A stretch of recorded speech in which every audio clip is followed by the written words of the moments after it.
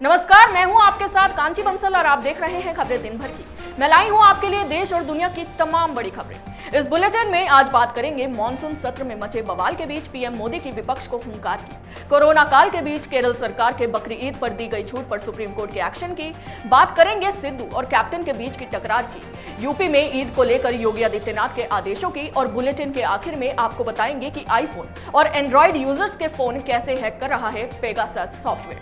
लेकिन तमाम बड़ी खबरों से पहले नजर डालते हैं आज की सुर्खियों पर।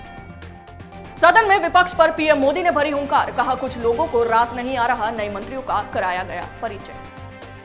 बकरीद पर छूट देने पर आईएमए ने जताई नाराजगी, कहा कांवड़ यात्रा रद्द तो यहां ढील क्यों। विदेशी फंडिंग के बाद चाइना से जुड़ा धर्मांतरण का कनेक्शन, एटीएस की जांच जारी। राहुल गांधी की जासूसी की खबर से भड़के कांग्रेस, कहा गृह मंत्री को हटाया जाए, रविशंकर प्रसाद ने किया पलटवार। अफगानिस्तानी राजदूत और राजनेताओं को वापस बुलाने से पाकिस्तान को लगा बड़ा झटका, परेशान हुए इमरान खान। सुर्खियों के बाद अब नजर डालते हैं आज की सबसे बड़ी खबर पर। संसद के मॉनसून सत्र की आज से शुरुआत हो गई है। सत्र में विपक्ष ने ऐसी ओछी और नीच हरकत की है जिससे विपक्ष की सोच का पता चल गया है। आज सदन में प्रधानमंत्री मोदी के संबोधन के दौरान विपक्ष ने जमकर हंगामा किया और प्रधानमंत्री को बोलने तक नहीं दिया गया, जिसके बाद प्रधानमंत्री नरेंद्र मोदी ने विपक्ष पर पलटवार किया। सदन में हुए बवाल पर पीएम मोदी ने क्या कहा, जानिए हमारी इस खास रिपोर्ट से। सदन में विपक्ष की ओछी राजनीति का नमूना आज पूरे देश ने देखा।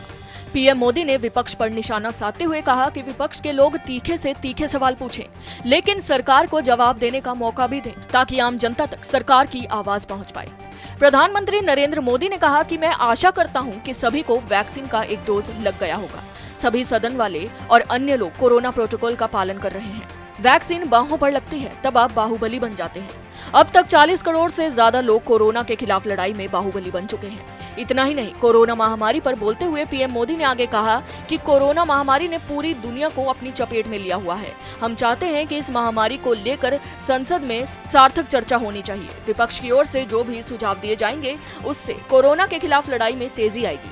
पीएम मोदी ने कहा कि मैं खुद कोरोना से जुड़े मसलों पर सांसदों को जानकारी देना चाहता हूं। फ्लोर लीडर से इस मसले पर बातचीत होगी क्योंकि मैं सभी लोगों से लगातार चर्चा कर रहा हूं। पीएम मोदी ने कहा कि देश की जनता जो जवाब चाहती है वो सरकार उसके लिए पूरी तरह से तैयार है।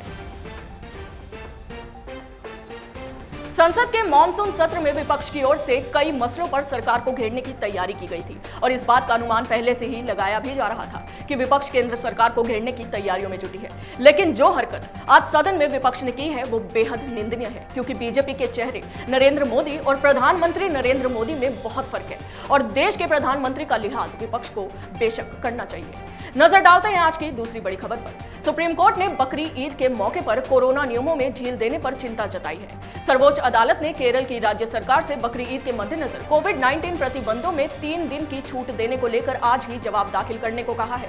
दरअसल ईद उल अजहा यानी बकरी ईद से पहले प्रतिबंधों में ढील देने के केरल सरकार के फैसले के खिलाफ सुप्रीम कोर्ट में एक याचिका दायर हुई थी। आखिर क्यों केरल के इस फैसले का हुआ विरोध, जानिए हमारी इस खास रिपोर्ट से। केरल सरकार ने राज्य में ईद को लेकर छूट दी है।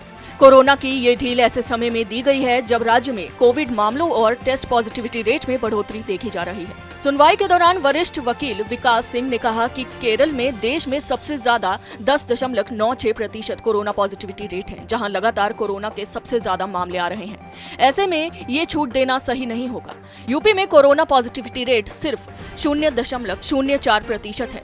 जब वहां कांवड़ यात्रा की इजाजत नहीं दी जा सकती तो केरल में बकरी ईद के लिए लॉकडाउन में छूट कैसे दी जा सकती है। सुप्रीम कोर्ट की ओर से बकरी ईद पर कोरोना प्रोटोकॉल में छूट देने पर चिंता जाहिर की गई है। आगे बढ़ते हैं और नजर डालते हैं आज की अगली बड़ी खबर पर। नवजोत सिंह सिद्धू ने पंजाब कांग्रेस का अध्यक्ष नियुक्त किए जाने के बाद सभी का आभार जताया है, लेकिन सीएम कैप्टन अमरिंदर सिंह का जिक्र तक नहीं किया। इससे कयास लगाए जा रहे हैं कि सिद्धू और कैप्टन के बीच तनातनी अभी भी जारी है। वहीं सिद्धू को प्रदेश कांग्रेस अध्यक्ष बनाए जाने पर अमरिंदर की तरफ से भी कोई प्रतिक्रिया सामने नहीं आई है और न ही उन्होंने कोई बधाई दी है।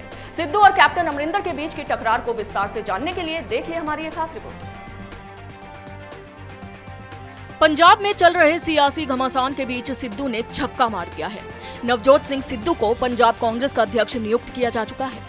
नवजोत सिंह सिद्धू ने सभी का शुक्रिया अदा करते हुए ट्वीट किया, जीतेगा पंजाब मिशन को पूरा करने के लिए पंजाब में कांग्रेस परिवार के हर सदस्य के साथ विनम्र कार्यकर्ता के रूप में काम करूंगा। पंजाब मॉडल और हाईकमान के 18 सूत्रीय एजेंडे के जरिए लोगों को उनकी शक्ति वापस दिलाने के लिए भी काम करूंगा। मेरी यात्रा अभी शुरू हुई है।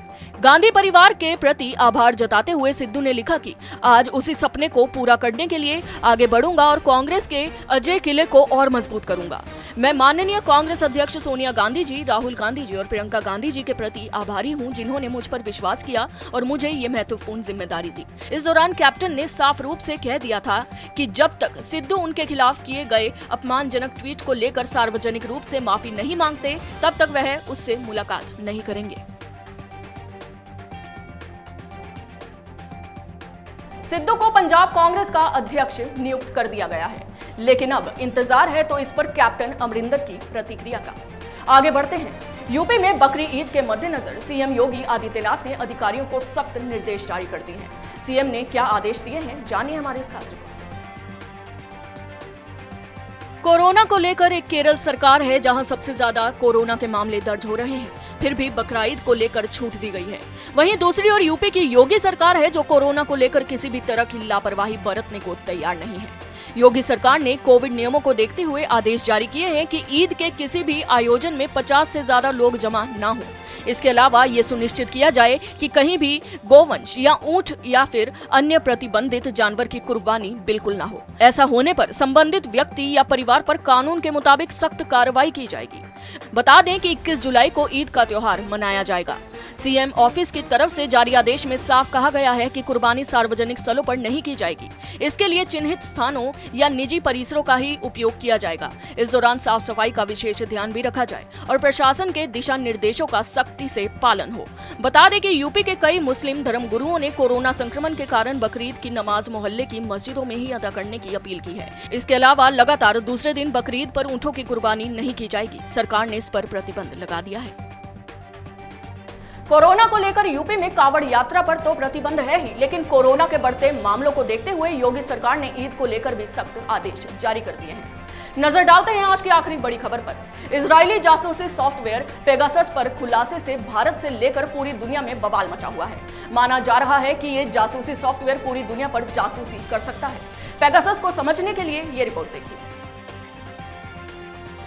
दुनिया के 50 देशों में सरकारों के 50,000 से ज्यादा लोगों की लंबी सूची की जासूसी करने के लिए इस्तेमाल की जाने वाली इजरायली फर्म NSO की सैन्य ग्रेड पेगासस सॉफ्टवेयर पर एक धमाकेदार रिपोर्ट से बवाल मचा हुआ है। पेगासस एक मॉलवेयर है जो आईफोन और एंड्रॉइड उपकरणों को प्रभावित करता है। ये अपने यूजर्स को संदेश, फोटो और ईमेल खींचने, कॉल रिकॉर्ड करने और माइक्रोफोन सक्रिय करने की अनुमति देता है। एक रिपोर्ट के अनुसार 189 पत्रकारों और 600 से ज्यादा राजनेताओं और सरकारी अधिकारों और 60 से ज्यादा व्यावसायिक अधिकारों को NSO समूह के क्लाइंट की ओर से लक्षित किया गया था। इसका मुख्यालय इजराइल में है। आने वाले समय में 17 मीडिया संगठनों के 80 से ज्यादा पत्रकार सनसनीखेज खुलासा करेंगे, लेकिन सबसे बड़ा सवाल ये बना हुआ है कि हमारी कई गुप्त चीजें बिग टेक कंपनी के पास हैं। खबर दिन भर की में अभी के लिए बस इतना ही। अगर आपको हमारा ये वीडियो पसंद आया हो तो इसे लाइक करें, शेयर करें और कैपिटल टीवी को सब्सक्राइब करना बिल्कुल ना भूलें। फिलहाल के लिए मुझे दीजिए इजाजत। जय हिंद।